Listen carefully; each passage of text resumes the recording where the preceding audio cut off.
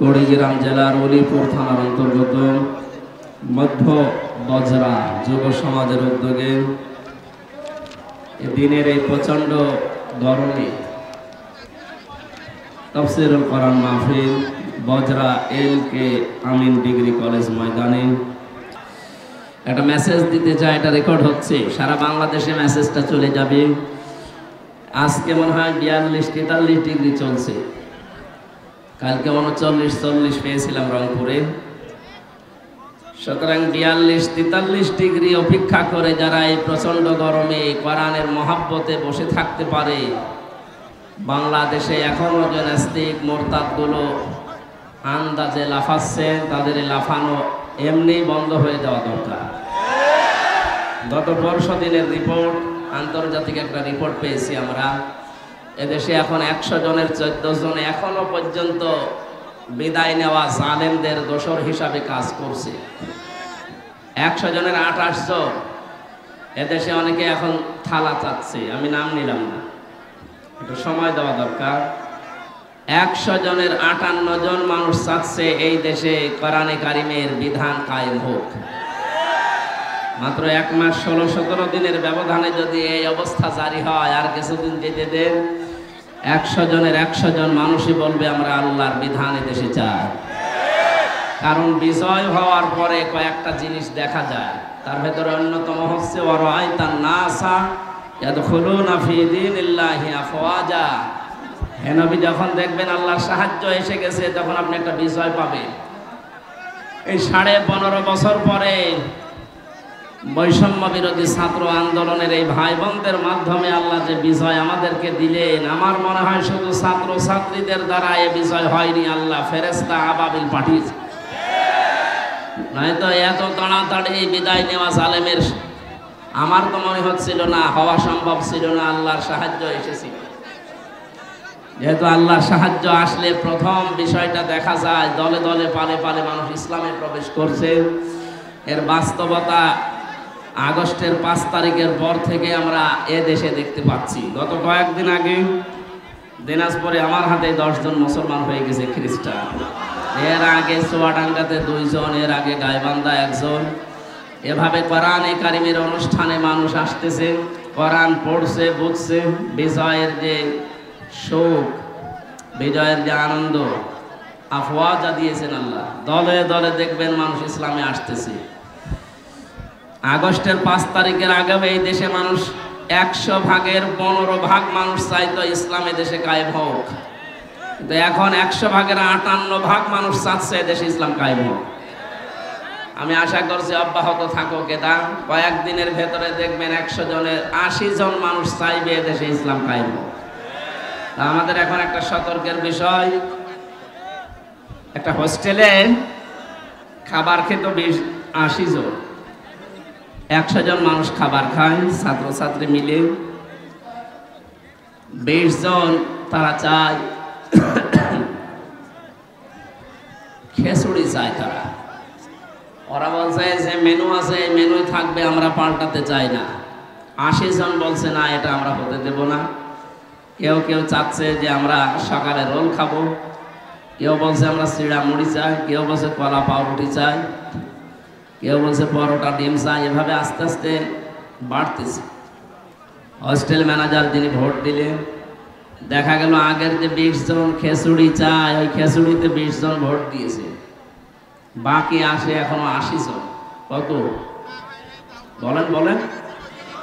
এখন ওই 80 জন মানুষের ভেতরে ভোটাভুটি করে শেষ পর্যন্ত খিচুড়ির বাইরে যারা আছে, পরোটা ডিম যারা চায় তারা হয়তো 18 জন, ডিম আর রোল যারা চায় তারা হয়তো 16 জন, চিড়া মুড়ি দেয় যারা তারা হয়তো 15 জন।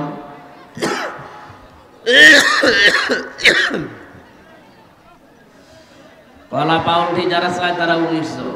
এভাবে ভাগ ভাগ করে করে 80 জন সব বন্টন হয়ে গেছে।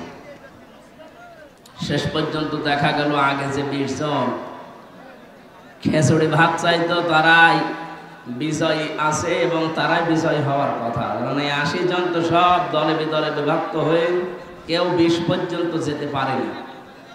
আগস্টের 5 তারিখ থেকে আজকের এই সেপ্টেম্বরের 23 তারিখ পর্যন্ত বাস্তবতা এটাই। এখনো কিন্তু ওই 100 জনের 20 জন যারা খিচুড়ি চায় আগের যে নিয়মে চালাতো ওরা এখনো পর্যন্ত চালাচ্ছে। কথা বলেন না কেন?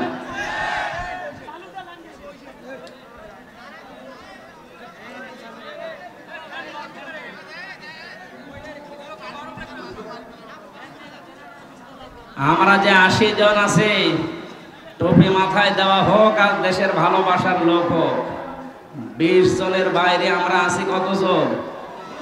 80 জন। আমাদের ভেতরে এখনো পর্যন্ত যদি ছোটখাটো বিষয় নিয়ে মনোমালিন্য হয়, এখনো যদি আমরা আগের অবস্থায় থাকি, আবার কিন্তু ওই 20 চলে আসতে পারে।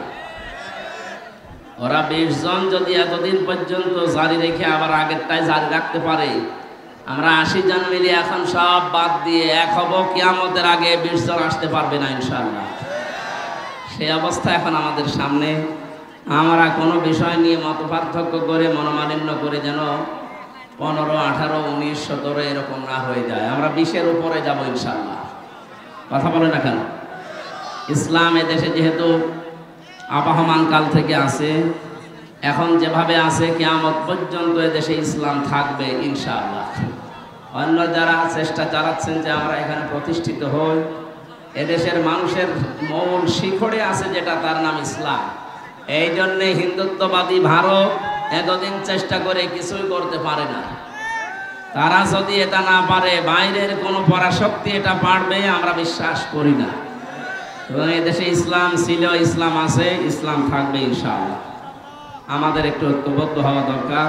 আর এটা নফল নয়, ওয়াতাসিমু বিহাবলিল্লাহি জামিআ ওয়ালা তাফাররাকু। তোমরা যেহেতু আল্লাহ রাসূলে বিশ্বাস করো, পরকালে বিশ্বাস করো, এই জন্য সবার উচিত দল মত নির্বিশেষে আল্লাহর রজ্জু যেটা, আল্লাহর কোরআন, সব এক জায়গায় হয়ে আঁকড়িয়ে ধরা। আর এ বিষয়ে কোনো ফতোয়াবাজি যেন আমরা না করি। কথা আমি বোঝাতে পেরেছি? আমরা কি ওই 20-এর উপরে যেতে পারবো না ইনশাআল্লাহ? আল জাজিরা এবং বিবিসি যে রিপোর্টটা দিয়েছে আন্তর্জাতিকভাবে, এই রিপোর্টটা যেন আমরা সামনে বাস্তবে দেখতে পাই। বলে না আমি কোরআন শুনতে আমরা এসেছি, এটা একটা ইবাদত। যদিও কষ্ট হচ্ছে আমরা দেখতে পাচ্ছি, যে ইবাদতে কষ্ট বেশি হয় ওই ইবাদতে সওয়াব বেশি হয়।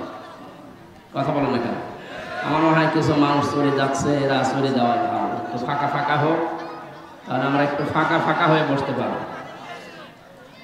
হ্যাঁ, জামা কাপড় যাদের গায়ে আছে শুধু গেঞ্জি রেখে বাকিটা খুলে ফেলে, একেবারে সব না, কিছু কিছু রাখে।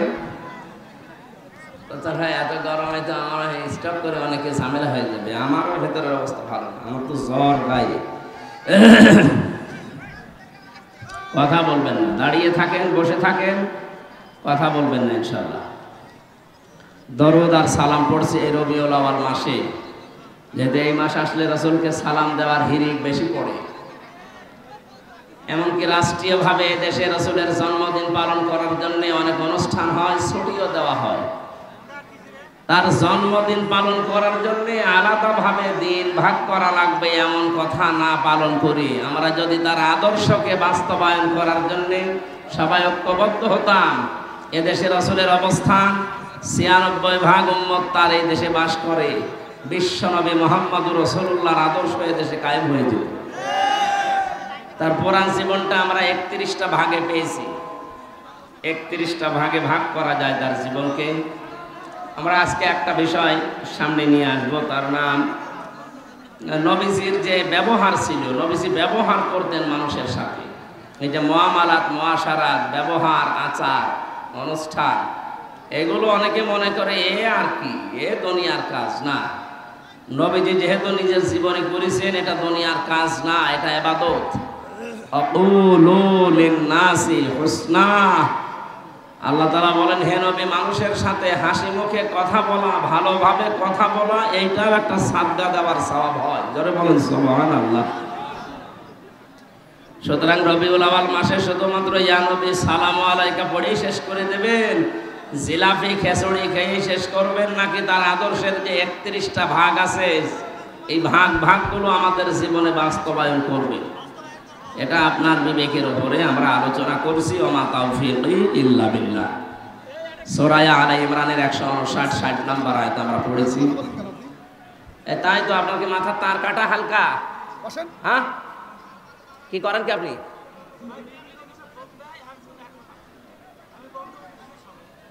না না, আপনার মাথা মনে হয় তার কাটা আছে। আপনি কয়েকবার ডিস্টার্ব করেছেন আমার চোখ তো শকুনের চোখ। এবার আপনি উঠে দেখেন তো, পুলিশ দিয়ে ধরিয়ে দেন। এটা মহিলাদের দেখাচ্ছে ওইটা নাকি? হ্যাঁ, কি ওখানে সমস্যা কি? এই সারাদিন ঠিক করতে পারেননি, আমি উঠলে যত সব ঝামেলা হয়।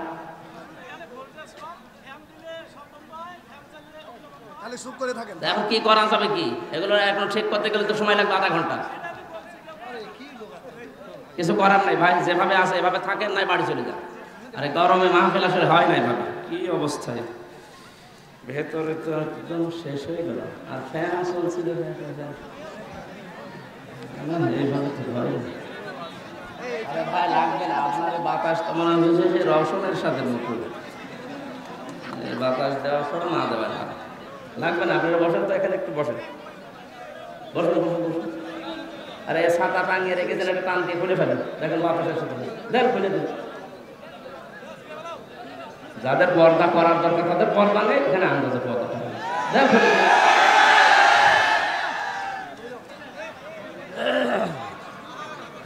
উপর সব বাইন্দে দিন, দেন ও সব সব খুলে ফেলেন, কিছু লাগবে না। সুবহানাল্লাহ আলহামদুলিল্লাহ লা ইলাহা ইল্লাল্লাহ সুবহানাল্লাহ আলহামদুলিল্লাহ লা ইলাহা ইল্লাল্লাহ লা ইলাহা ইল্লাল্লাহ মুহাম্মাদুর রাসূলুল্লাহ। গ্রামবাসী, আমরা যে কথা তুলেছিলাম, এমন একজন মানুষের জীবনের একটা পাঠ নিয়ে আমরা আলোচনা করতে যাচ্ছি। আল্লাহর পরে আকাশ আর জমিন না, যত জগৎ আল্লাহ বানিয়েছেন সব জগতে তার অবস্থান উপরে। এই জন্য আল্লাহ ইয়াসিন বলে যখন ডাক দিয়েছেন, ইয়াসিন মানে হে নেতা। সিন শব্দের যে 5টা অর্থ তাফসিরে পেয়েছি, 1 নাম্বার অর্থ হচ্ছে সিন মানে সাজ্জিদুল আলামিন, আলম না। এই কথা বলেন মানে এখানে কি দাঁড়িয়ে আছেন কোন কারণে? বসেন, সব বসেন। এই মোবাইল দাও, বসেন, দাঁড়িয়ে আছেন, আবার দাঁড়িয়ে আছেন, বসেন। এখানে কেউ কথা বলবেন না, ওর মোবাইলটা কেটে দিন, দেখে দেন, এদিকে দেন, দেন দেন।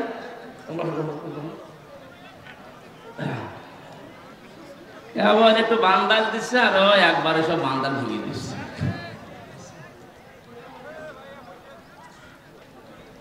অলিপুরবাসী, এই জন্য শুধুমাত্র এই পৃথিবীতে আমরা যারা আছি, আমরা আগে 228টা রাষ্ট্রের খবর জানতাম, এখন রাষ্ট্রের সংখ্যা 257টা। জাতিসংঘের আন্ডারে যারা আছে 195টা রাষ্ট্র, স্বাধীন পরাধীন মিলে।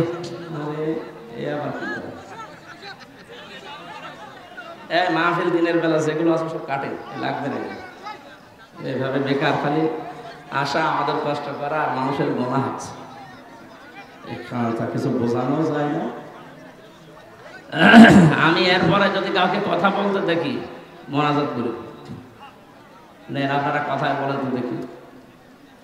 সুবহানাল্লাহ আলহামদুলিল্লাহ লা ইলাহা ইল্লাল্লাহ সুবহানাল্লাহ আলহামদুলিল্লাহ লা ইলাহা ইল্লাল্লাহ লা ইলাহা ইল্লাল্লাহ মুহাম্মাদুর রাসূলুল্লাহ।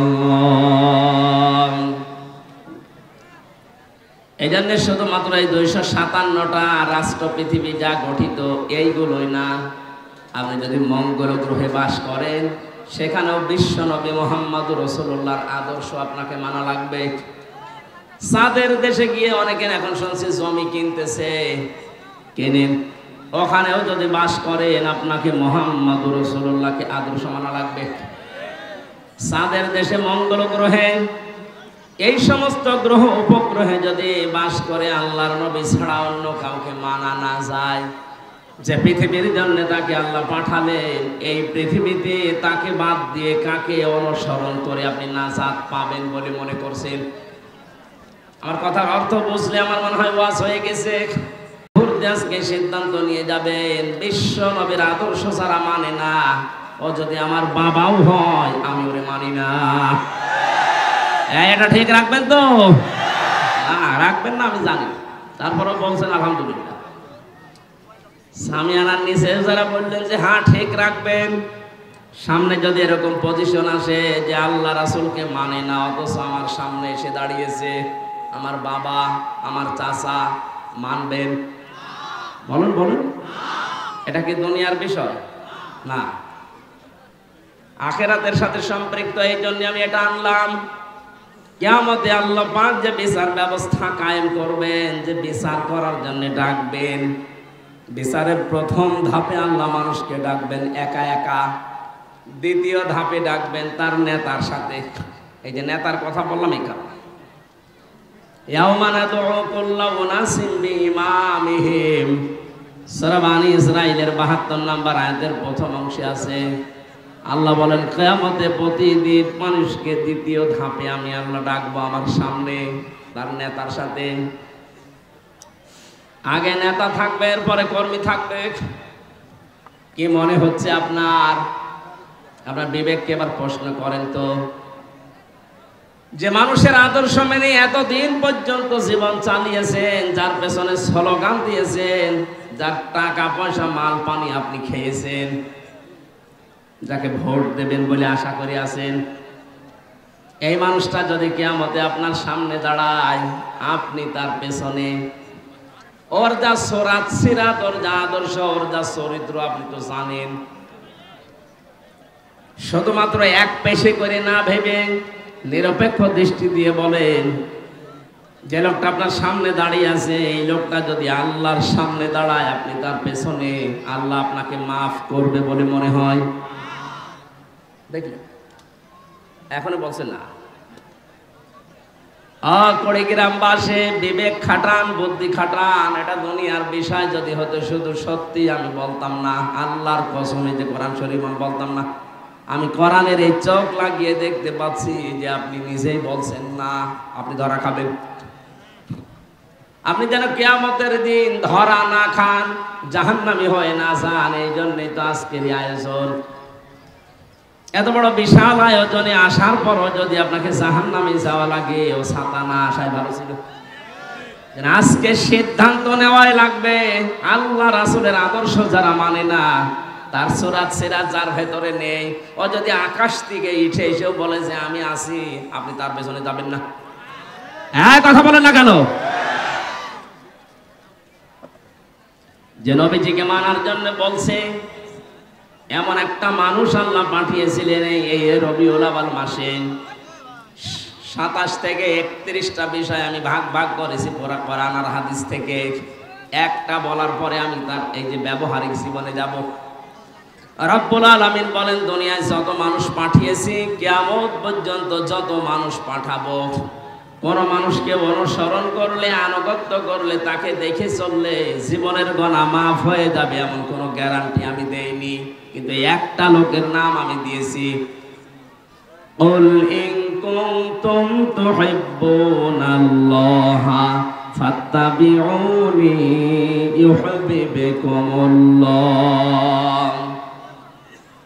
সূরা আলে ইমরানের ৩১ নম্বর আয়াতে আল্লাহ বলেন, নবী আপনি বলুন, যদি দুনিয়াতে কেউ এই কথার দাবি করো যে আল্লাহ তোমাকে ভালোবাসি, এ কথার দাবি করার দরকার নেই, প্রমাণ দিতে হবে কি সেটা, ফাত্তাবিউনি, সে যেন আল্লাহর রাসূলের অনুসরণ করে।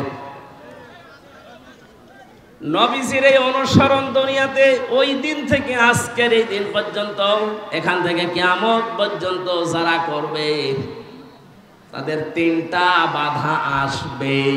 কয়টা? আমরা যেহেতু রাসূলের অনুসরণ করি বলে আমরা ঘোষণা দেই, আমরা উম্মত বলে দাবি করি। সত্য সত্য যারা রাসূলকে অনুসরণ করার জন্য এগিয়ে আসবে, তিনটা বাধা আসবে। সূরা কলমের তাফসিরে আছে, 1 নম্বরে এই মানুষগুলোকে গালিগালাজ করা হবে, পাগল বলা হবে। প্রশ্ন আসতে পারে, পাগল বলা হবে কেন? জবাব দিয়েছেন মুফাসসিরিন ইকরাম, 1 নম্বরে রাসূলকে ওই জামানায় কোরআনে কারীম প্রচার করার কারণে কাফেররা পাগল বলেছিল। কেন জানো? কথা বলেন না কেন? এমনি পাগল বলার পেছনে এত বড় ক্ষতি হয়ে যাবে আবু জেহেলও ভাবে নাই। বাইরের দেশ থেকে যারা হজে আসতো, নবীজি নিজে কোনোদিন প্রচার করেননি যে আমি আল্লাহর রাসূল, কিন্তু ওই সময় তার নামের আগে পরে এই পাগল শব্দটা লাগিয়ে প্রচার করেছিল আবু জেহেল। লোকজন চিন্তা করছে কেমন পাগল দেখি, হজ করি না করি আগে পাগল দেখবো। নিষিদ্ধ জিনিসের প্রতি মানুষের মন সব সময় বেশি টানে। পাগল দেখতে গিয়ে দেখেছে না, যা বলেছে পাগলের সাথে কোনো মিল নেই। নবীজির এমন সুন্দর চুল আঁচড় দেওয়া ছিল, দেখলে মনে হতো সুন্দর করে কে যেন সাজিয়ে দিয়েছে। তার চেহারার ভেতরে যে নূর চমকাতো, পাগলের চেহারা, দাঁত, চুল আর আসল যতগুলো আছে সব উল্লোক ভল্লোক থাকে, উস্কো খুস্কো থাকে। কিন্তু নবীজি মুহাম্মদুর রাসূলুল্লাহকে মনে হয় কে যেন পরিপাটি করে সাজিয়ে রেখেছে। ওরা যেটা এমনি বলেছিল ওইটাকে আল্লাহ উল্টিয়ে কাজে লাগিয়ে দিয়েছেন নবীর পক্ষে। ১৫০০ বছর পর ২০২৪ সালের ৫ আগস্টের আগে আমরা দেখলাম ওরা যেটা এমনি বলেছিল ওটা উল্টিয়ে আল্লাহ এদেশের জন্য কাজে লাগিয়ে দিয়েছে। নবীকে ওরা পাগল বলতো, প্রথম কারণ কি? হ্যাঁ, এটা ক্লাস হচ্ছে, বলেন এমনি। আজ ওরা এমনি অনেকে চেষ্টা চালাচ্ছে। ১১৫ জন মানুষ এই দেশের নেতৃত্ব দেওয়ার জন্য এই ছাত্র আন্দোলনে ভূমিকা রেখেছে সমন্বয়কের নাম নিয়ে। তাদের ১০৮ জন হচ্ছে বাংলাদেশ ছাত্র শিবিরের সেনা। এতদিন পর্যন্ত প্রচার হয়নি, এই জন্য অনেকের মাথা খারাপ হয়নি। এখন যেহেতু প্রচার হয়ে যাচ্ছে, ১১৫ জনের ১০৮ জনই শিবিরের, অনেক রাম বাম সহ অনেকের যারা ঠালা খাওয়ার অভ্যাস, ওদেরও মাথা খারাপ হয়ে গেছে। আরে ভাই, এতদিন পর্যন্ত তো আপনি কিছু বলেননি। আপনি নিজেও এতদিন পর্যন্ত শহীদ আবু সাঈদের কবরে যেতেন, যেই শুনেছে যে শিবিরের সাথী ছিল, এখন অনেকে বলছে না এটা ঠিক হয়নি। আরে শয়তান! এদেশের ছাত্র দল যদি প্রতিষ্ঠিত হতে পারে, চরমনাই পীরের ছাত্র আন্দোলন যেটা আছে ওটা যদি প্রতিষ্ঠিত হতে পারে, ইসলামী ছাত্র শিবির ওরা কি ভেসে এসেছে? ওরা আপনার সন্তান না, ওরা প্রতিষ্ঠিত হবে। আপনার এত চুলকায় কোন কারণে? সুতরাং সমন্বয়কদের পরিচয় জানার পরে যাদের চুলকানি উঠেছে, আমি একবারে ফতোয়া দিলাম এই মানুষগুলো দেশ বিরোধী।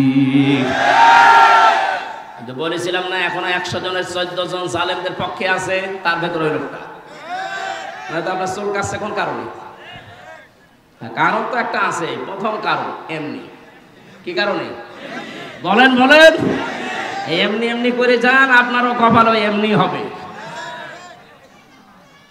এবার আসেন তো আয়াতের মূল কথায়। নবী আপনি বলেন, যারা বলো যে আল্লাহ তোমাকে ভালোবাসি, আল্লাহ বলেন দাবি করা লাগবে না, প্রমাণ দে। প্রমাণ কি? ফাত্তাবিউনি, আমার রাসূলের অনুসরণ কর। 2টা পুরস্কার আমি আল্লাহ দেব যদি অনুসরণ করার মতো করতে পারিস। ইউহিব্বুকুমুল্লাহ, আমি আল্লাহ নিজেই তোদেরকে ভালোবাসা আরম্ভ করব। না, প্রতিটি শব্দের ভেতরে শিক্ষা আছে। যারা জ্ঞানী মানুষ আছেন তাদেরকে এবার আহ্বান জানাচ্ছি, মিলান। আল্লাহ রাসূলের অনুসরণ যদি কেউ আরম্ভ করে, প্রথম পুরস্কার আল্লাহ তাকে ভালোবাসা শুরু করবে। আর আল্লাহ যদি কাউকে ভালোবাসা আরম্ভ করে দেয়, একটা ঘোষণা হয়ে যায় আসমানে যে আল্লাহ ওকে ভালোবাসে, তামাম আসমানে যারা ফেরেশতা আছে ওকে ভালোবাসার ঘোষণা দাও। জমিনে যত সৃষ্টি আছে সবার ভেতরে একটা আলাদা একটা অনির্বচন শোক আল্লাহ তৈরি করে দেয়। সবার মনের ভেতরে একটা অনির্বচন শোক আসে। এই মানুষগুলো তখন এই পরিচয় দিতে ভালোবাসে যে না, এই লোক আসলে ভালো মানুষ, কারণ এই ভালো মানুষে বলার মতো কথা মন তৈরি করে দিয়েছে আল্লাহ। কোরআনের পাখি বিশ্বনন্দিত মুফাসসিরে কোরআন আল্লামা শহীদ দেলাওয়ার হোসাইন সাইদি রহমতুল্লাহ আলাইহি তাকে ফাঁসি দেওয়ার যে ঘোষণা দিয়েছিল, আমৃত্যু কারাদণ্ড দিয়েছিল, আমার মনে হয় অনেকেই ওই সময় পর্যন্ত বলেছিল না দোষ করেছিলেন। কিন্তু আল্লাহ যুগের আবর্তনে সময়ের পরিবর্তনে এমন অবস্থা তৈরি করে দিয়েছে, এখন জালেমরা পর্যন্ত বলতে বাধ্য হচ্ছে যে না, এই কাজটা ঠিক হয়নি। তার প্রমাণ আমার নিজের বংশ, আমার বংশের 100 জনের 98 জন আমার মনে হয় ওরা বঙ্গবন্ধুকে নবী মানত। এইরকম কড়া। আগস্টের 5 তারিখের বিকাল 5টার পরে ওরা নিজেরাই আমারে কল দিয়ে বলছে, ভাতিজা আমরা সব এখন জামাতে ইসলামী। জামাত ইসলাম আমি যে 3টা বছর ছেলেছিলাম কোনোদিন খোঁজও নেননি, খবরও নেননি। এমনকি আমার বাবাকে একবার আমার যে চাচা চেয়ারম্যান, আওয়ামী লীগের চেয়ারম্যান 15 বছর, এমনি কিসে এমনি শুধু মার কাটা নিয়ে এসেছিল, এরপর আর কিছু করা লাগেনি। ঘরে শুয়ে আছে, সকালে দেখছে চেয়ারম্যান। কেমন করে জানো? বলেন বলো। এইটাই হয়ে যাবে কাজকের ভাইরাল বক্তব্য যে এমনি। মানে আমার একদিন ডাক দিয়েছিল, ভাতিজা তুমি আমার নিজের ভাইয়ের ছেলে আর এই ওয়াজ করো এমনি। একটা কথা হলো, আমি জেলে থাকা অবস্থায় ওনার আমার বাবাকে দাওয়াত দিয়েছিল খাওয়ার জন্য। আপন ভাই, দাওয়াত দেবে কি করবে? ওই জায়গার যিনি দায়িত্বে ছিলেন ওই সময় মাহবুবুল আলম হানিফ এমপি, আমাদের ওটাও এমপি। কি কথা বলে না? আমি এই যে কোরআন শরীফ সামনে নিয়ে, আমার ওরকম পরিস্থিতি নেই, আমি হাতে নিয়ে বলছি ওনারে আর আমারে আপনি নির্বাচনে দাঁড় করে দেন, যদি কিয়ামতের আগে আমার সাথে উনি পাশ করতে পারে আমি আর কোরআনে কথা বলবো না। 3 বারের এমপি। ঠিক আছে ভাই, কথা বলতে 3 বারের এমপি। কিভাবে জানো? বলেন না কেন? অনেক পরের দিন থ্রেট দিয়েছে, হ্যাঁ হামজার বাবাকে খাবার খেতে ডাকলেন মানে? বলছে আমার ভাই, আমার ভাইয়ের ছেলে, ডাকবো না? না, আমরা যারা এই দেশে আওয়ামী লীগ করি তারা কোনো দলের লোককে খাবার খাওয়াতে পারি না। অহংকার কোন জায়গায় গিয়েছিল আপনি টের পেয়েছেন?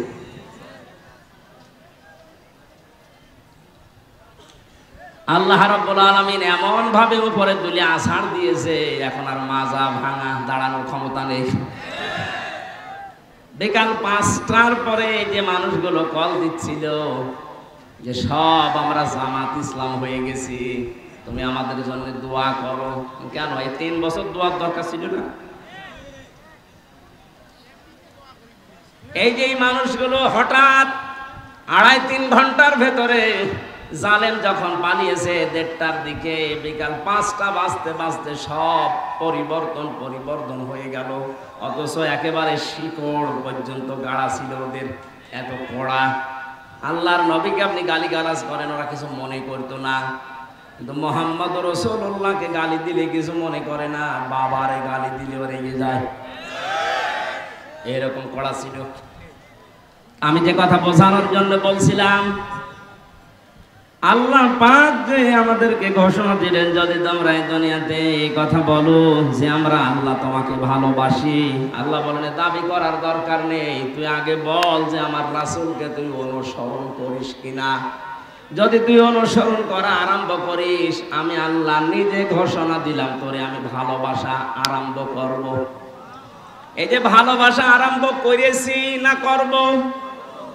হ্যাঁ, এখানে আলেম বসে আছে, ইউহিব্বুকুমুল্লাহ, এটা মোসারে, বর্তমান ভবিষ্যৎ, প্রেজেন্ট ফিউচার। আল্লাহ পাক এই ঘোষণা দিয়ে জানিয়েছেন, সত্যি যদি কেউ রাসূলকে অনুসরণ করা আরম্ভ করে, আল্লাহ তাকে ওই মুহূর্তই থেকে ভালোবাসা আরম্ভ করবে। আল্লাহ যদি কাউকে ভালোবাসা আরম্ভ করে, কয়টা পেলাম? মানে উপকার পেলাম কয়টা? পুরা আসমানে আল্লাহ ঘোষণা দিয়ে দেয়, আমির হামজাকে আমি ভালোবাসি, কারণ রাসূলের অনুসরণ আরম্ভ করেছে। এজন্য পুরা আসমানে যত ফেরেশতা সবাই যেন হামজাকে ভালোবাসে। জমিনে ঘোষণা দেওয়া হয়, যত সৃষ্টি আছে আমার, আমি আমির হামজাকে ভালোবাসা আরম্ভ করেছি, তোমরা সবার ভেতরে ভালোবাসা তৈরি করে নাও। এজন্য তামাম দুনিয়ার সব কিছু লোকটাকে সামনাসামনি বলতে না পারলেও ভেতরে ভেতরে ভালোবাসে। এই ভালোবাসাটা তৈরি করে দেয় কে? আরো জোরে বলেন। আল্লাহ পাক বলেন, আমি যদি ভালোবাসা আরম্ভ করি, আরো পুরস্কার আছে।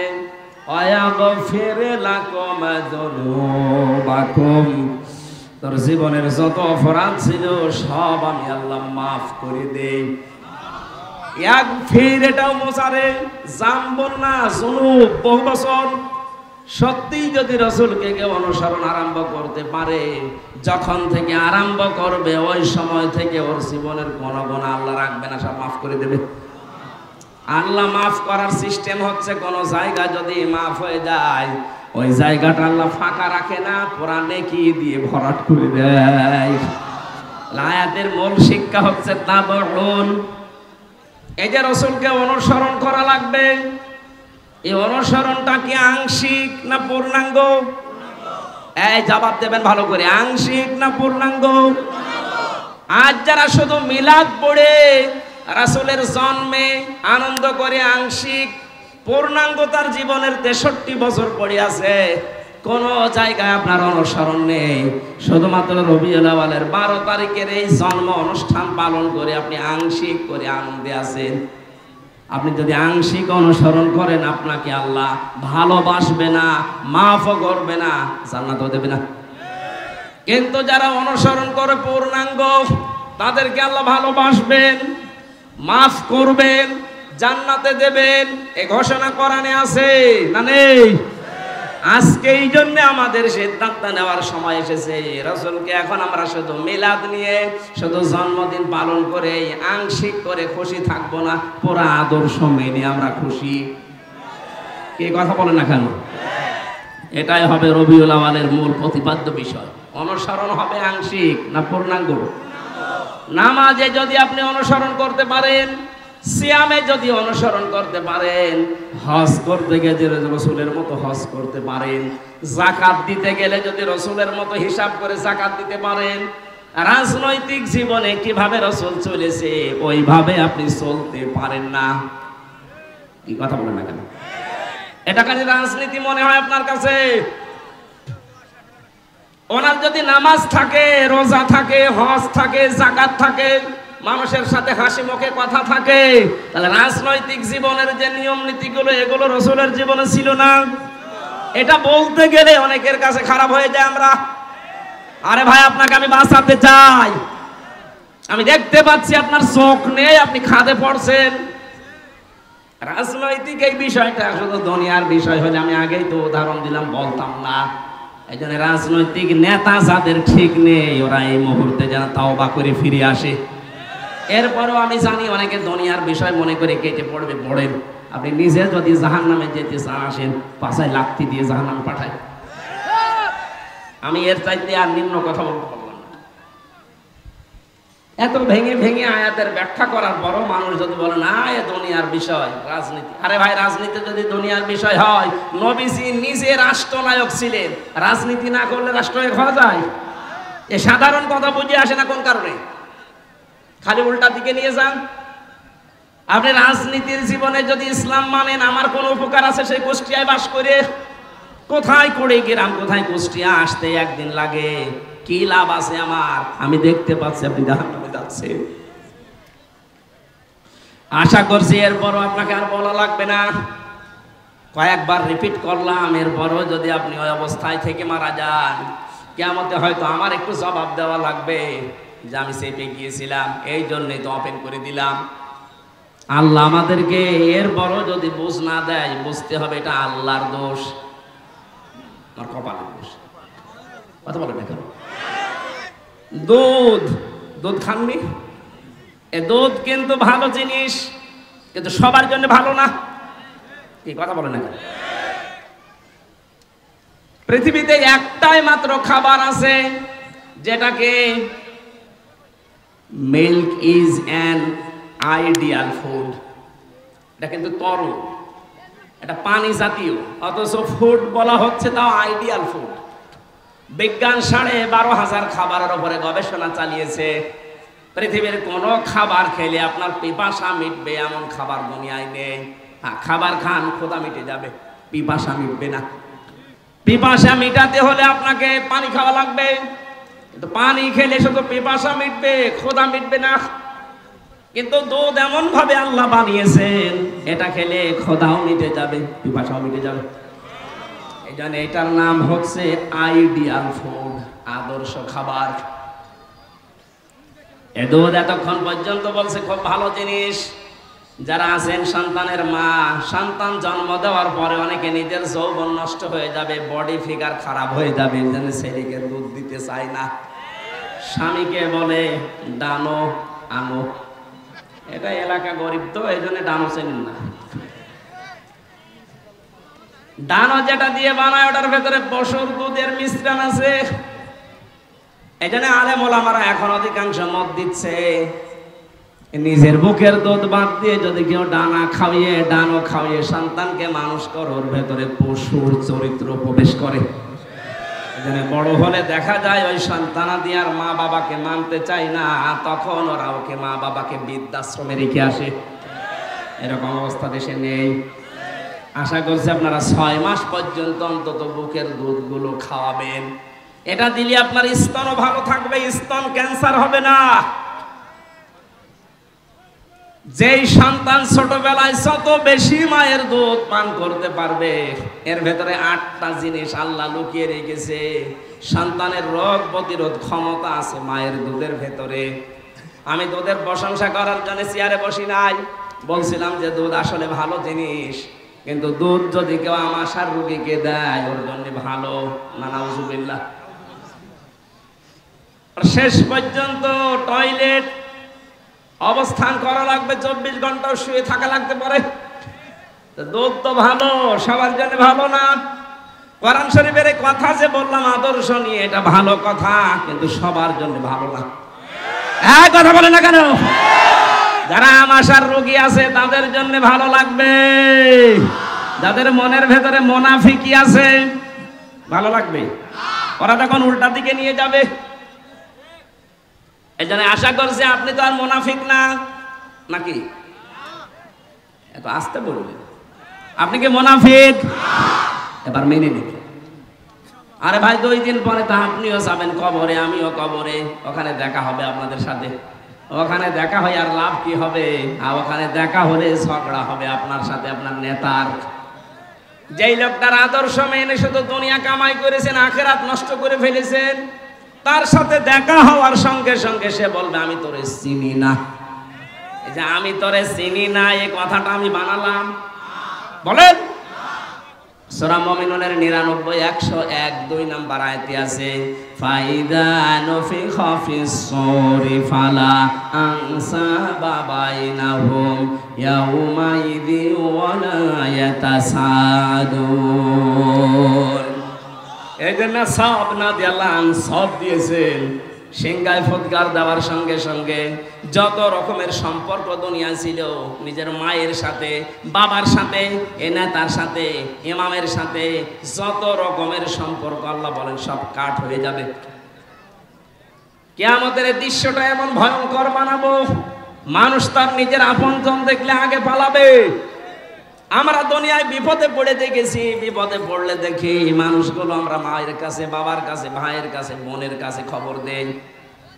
আমি 3 বছর জেলে থাকার সময় সবচাইতে বেশি খবর দিয়েছি ওখান থেকে কারারক্ষের মাধ্যমে আমার বাবাকে, আমার স্ত্রীকে, মাকে, তোর ভাই নেই, আমার দুলা ভাইকে বারবার খবর দিতাম যে তাড়াতাড়ি মামলা উঠান, জামিনের ব্যবস্থা করেন, ভেতরে খুব কষ্ট দিচ্ছে এরা। আল্লাহ বলেন কিয়ামতে পুরাটা উল্টিয়ে দেব। এমন উল্টাবো ওই মানুষগুলো তোরে দেখলে যারা উকিল ধরার চেষ্টা করত, যারা বিচারপতি ম্যানেজ করার চেষ্টা করত, এই মানুষগুলো টাকা পয়সা খরচ করার জন্য জমি জায়গা বিক্রি করত, ওরা পুরাটা পাল্টিয়ে ওরা পোল্টি মেরে বলবে আমি পালালাম। ইয়াউমা ইয়াফিরুল মারউ মিন আখি ওয়া উম্মিহি ওয়া আবি ওয়া সাহিবাতিহি ওয়া বানি। প্রতিটি মানুষ আপনার থেকে পালাবে, তা আস্তে আস্তে হেঁটে যাবে না। ইয়াফিরু শব্দের শাব্দিক অর্থ মাজা তুলে দৌড় দেওয়া। বাংলার মুসলমানেরা যাদের উপরে ভরসা করে আছেন সব সম্পর্ক কিন্তু কাট হয়ে যাবে। যাদের জন্য আজ হাজারো টাকা পয়সা, বাম হাত নেই ডান হাত নেই, বাবা শাহজালাল সব হালাল এভাবে উপায় করছেন, চোখ বন্ধ হয়ে যাক, এগুলো আগে পালাবে। হ্যাঁ, আপনার এই অবৈধ সম্পদ, অবৈধ কামাই করা টাকা নিয়ে আপনার স্ত্রী, আপনার সন্তান, আপনার ছেলে মেয়ে হয়তো এগুলোর ভাগ নিতে চাইবে, আনন্দ করতে চাইবে, কিন্তু এর দ্বারা যে গুনাহ অর্জন হবে, এই পাপের বোঝা নেওয়ার জন্য আপনার স্ত্রীও রাজি না, আমার মেয়েও রাজি না। প্রমাণ যদি করতে চান একটু ভান করে দেখেন, সবগুলো আপনার সুখ শান্তি ওরা পোহাবে আপনার কামাই করা টাকা দিয়ে। কিন্তু এই মানুষগুলো যে কামাই করলেন, যে পাপ হয়েছে বাম হাতে মেরে কামের দ্বারা, একটা টাকার ভাগ আপনার স্ত্রী, আপনার ছেলে নিতে রাজি হবে না।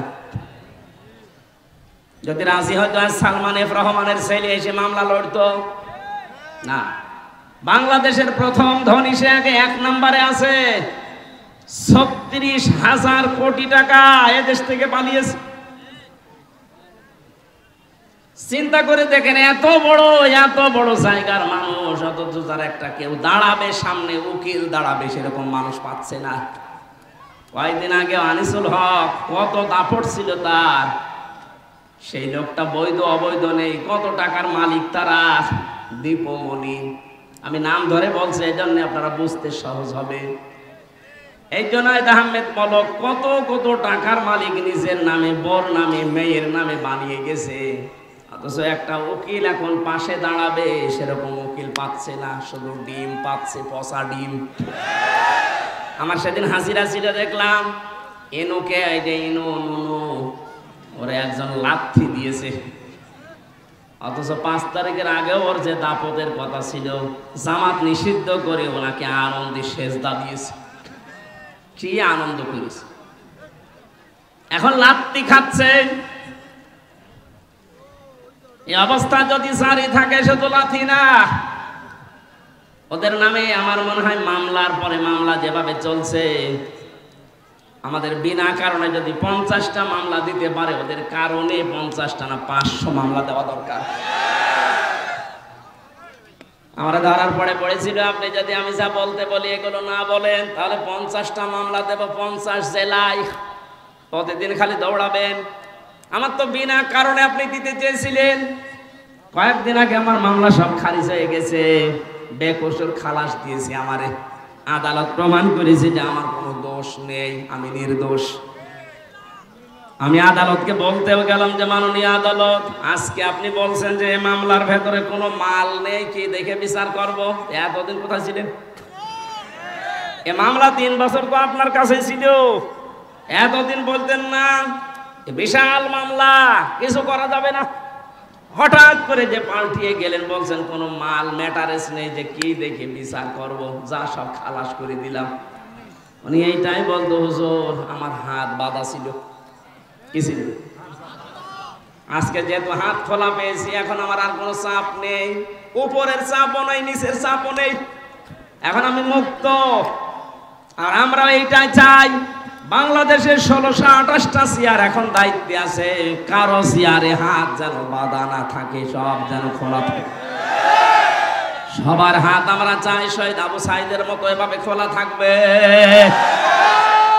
তারপরও ন্যায় বিচার কায়েম হবে না। ন্যায় বিচার কায়েম করতে হলে এইটা লাগবে।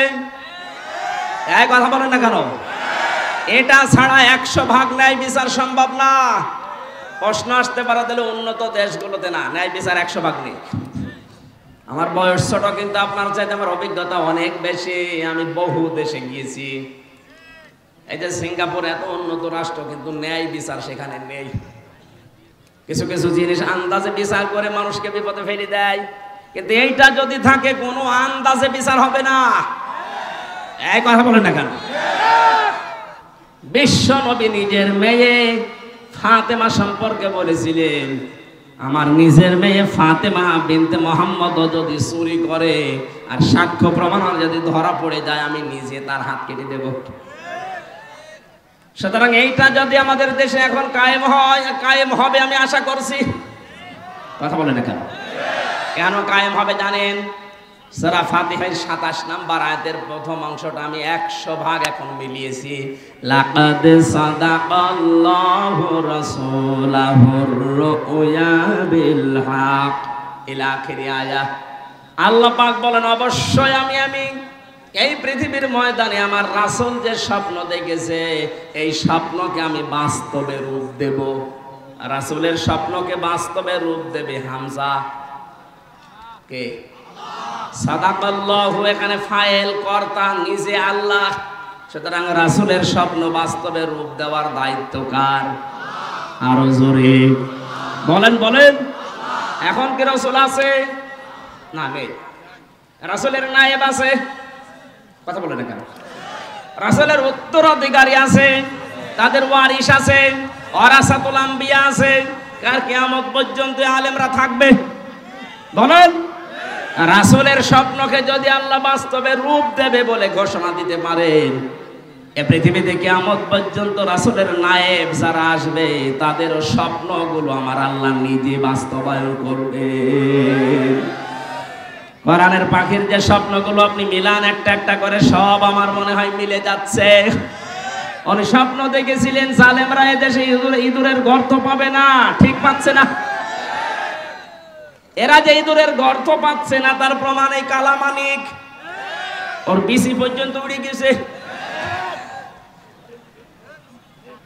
কোরআনের পাখি স্বপ্ন দেখেছিল এই দেশে শুধু একটু নাড়া দেওয়া হবে, দিল্লি গিয়ে পড়বে, তাই পড়িস।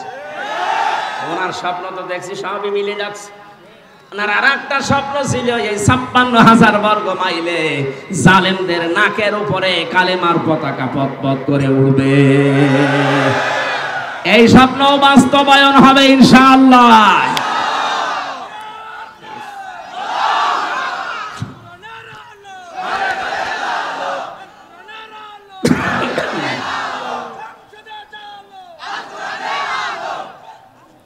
আপনারা রাগ যদি না করেন একটা সুসংবাদ দেই, এই ৫৩ বছর, আমার বয়স এখন ৩৩, কিন্তু এই যে মুরব্বী বাম পাশে এবং এই মুরব্বী বাবা এই দেশটা চালিয়েছিল, ওনারা দেখেছে। কথা বলেন এখানে। স্বামী চালিয়েছে, ওনারা দেখেছে, আমি দেখিনি। চাচা চালিয়েছে আপনাদের রংপুরে, যেভাবেই হোক ভাবি চালিয়েছিল, এমনকি বউ চালাইলো। সবারটা এখন দেখতে পেয়েছি, এখন শুধু বাকি আছে এইটা দিয়ে চললে কেমন দেখা যায়। আমার বড় স্বপ্ন, বড় আকাঙ্ক্ষা, আশা যে এইটা দিয়ে দেশ চলছে আমি যেন দেখে মরতে পারি। বলেন আমি। আমরা এটা দেখতে চাই না। কারা কারা চান এটা দিয়ে দেশ চলুক দেখি? লিল্লাহে তাকবীর।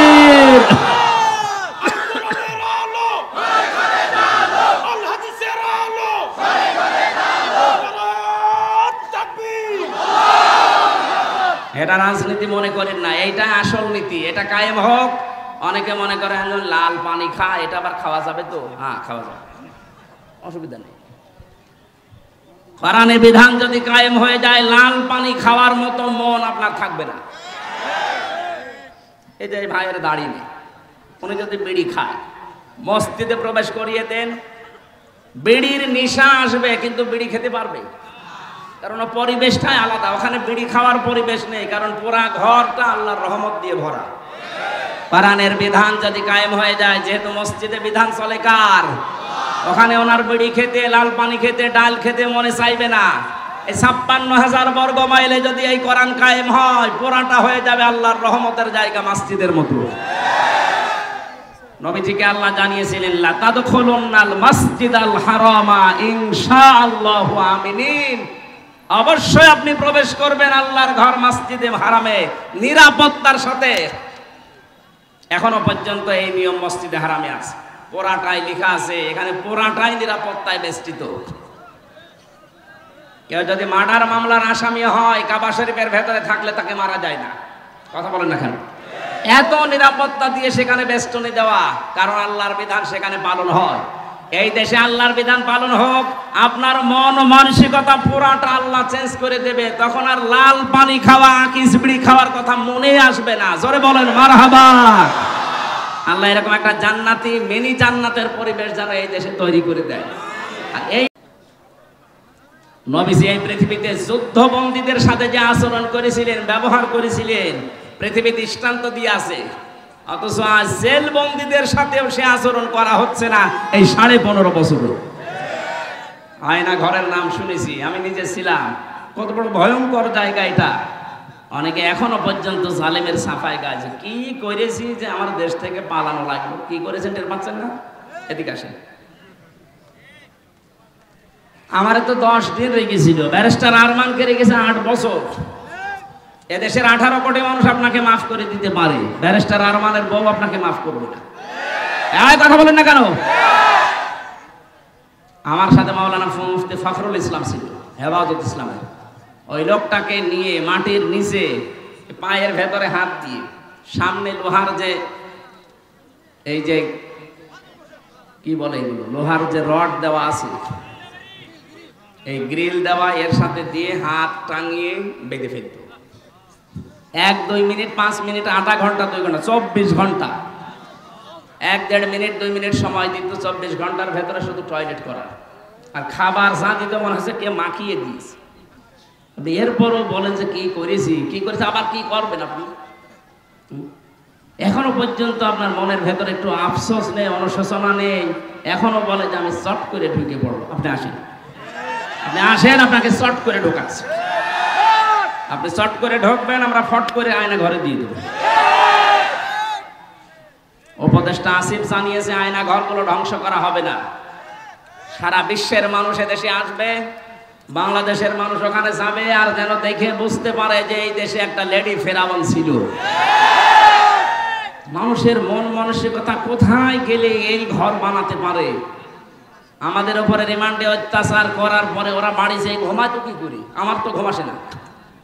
আমি মনে মনে ভাবতাম আল্লাহ যা করে গেল, কত সব দেখে গেল। এরপরে ওর ঘুম আসবে, হয় লাল পানি খাবে, না ঘুমের বড়ি খাবে, তাছাড়া ওর তো ঘুম আসার কথা না। তাও আমরা ছিলাম কারাবন্দী, তাও অবৈধভাবে। আর নবীজি যুদ্ধবন্দীদের সাথে যে আচরণ করেছে, সুমামা রাদিয়াল্লাহু তাআলা আনহু, এই লোকটাকে নবীজি ধরে নিয়ে এসেছিলেন বদরের ময়দানে, মসজিদের ভেতরে বেঁধে রেখেছেন। প্রথম দিন এসে বললেন, সুমামা, তোমার কিন্তু এই জগৎ শেষ জগৎ না, আর একটা জগৎ আছে, জবাব দেওয়া লাগবে ওখানে। তোমার মনের পরিবর্তন চাই। বাড়িতে গেলেন, স্ত্রীকে বললেন রান্না করো। রান্না করা খাবার তাকে খাওয়ালেন। তাকে দ্বিতীয় দিন উঠের দুধ দহন করে গরম করে বললেন ওকে পাঠাও। মনে হচ্ছে জামায় আদর শুরু হয়েছে। তৃতীয় দিন নবীজি কিচ্ছু না বলে বললেন ওকে ছেড়ে দাও। হযরতে সুমামাকে ছেড়ে দিয়েছে, সাহাবায়ে কেরাম কেউ রাজি না।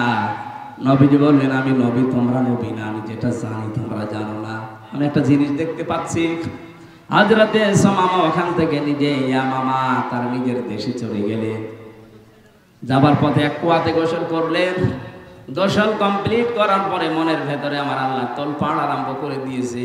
ফিরে আসলেন, এসে বলেন, হে রাসূল, এতদিন পর্যন্ত এই পৃথিবীতে নিকৃষ্ট মানুষের তালিকায় আপনার নামটা আমার কাছে ছিল, অথচ এই মুহূর্তে মনে হচ্ছে তামাম দুনিয়ার সবচাইতে বড় আদরের মহব্বতের নাম মুহাম্মাদুর রাসূলুল্লাহ। 4500 ধর্ম দুনিয়ায় সবচাইতে ঘৃণার ধর্ম ছিল আমার কাছে ইসলাম, কিন্তু আজকের এই দিন থেকে সবচাইতে প্রিয় ধর্ম আমার কাছে এখন ইসলাম। সারা পৃথিবীর ভেতরে সবচাইতে ঘৃণিত শহর হিসাবে জানতাম মদিনাকে।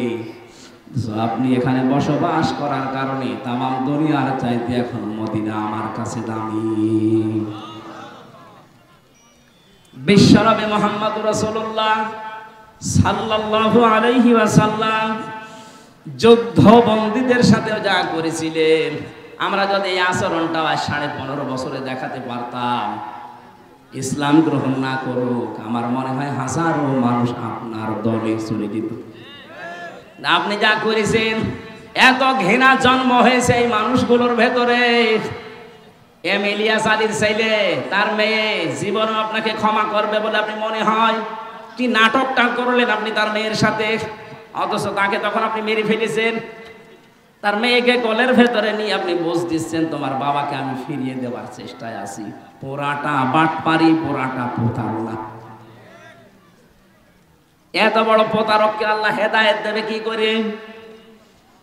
কোন মানুষ যখন প্রতারণার সর্বোচ্চ পর্যায়ে পৌঁছিয়ে যায়, তখন তার হেদায়েতের রাস্তা আল্লাহ বন্ধ করে দেয়, তখন তাকে ঘৃণিত শাস্তি দেয়। এই যে আলাহুম আযাবুম মুহিন, আল্লাহ এত বড় নিকৃষ্ট শাস্তি দেয়, পৃথিবীতে ইতিহাস হয়ে থাকে।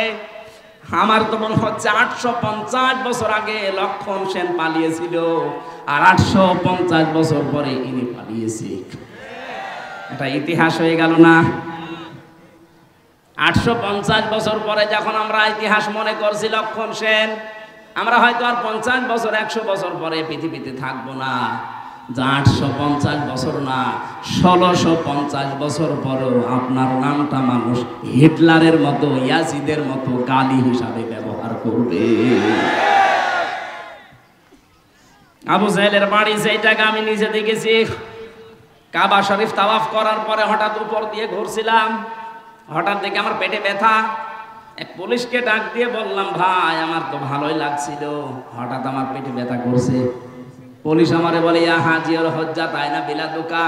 ও হাজি, দেশ কোথায়? জি, তুমি বাংলাদেশ। বাংলাদেশ থেকে এসেছি। আমারে বলছে, আপনি জানেন না এটা কোন জায়গা? না তো। আবু জাহেলের বাড়ি। আপনি এখনো পায়খানা না করে দাঁড়িয়ে আছেন, তাড়াতাড়ি যান। ও আল্লাহ, পায়খানা করে দেখি আমার পেটের ব্যথা ভালো হয়ে গেছে। আবু জাহেলের বাড়িটা দামি জায়গা ছিল, কারণ কাবার পাশে। কথা বলছে না কেন?